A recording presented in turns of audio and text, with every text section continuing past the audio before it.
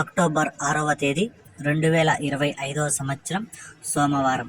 ఈ వీడియోలో కోలార్ టమోటా ధరలు ఎలా ఉన్నాయో తెలుసుకుందాం. ఇక కోలార్ మార్కెట్లో అయితే ఇంకా వేలంపాటలు అయితే జరుగుతూనే ఉన్నాయి.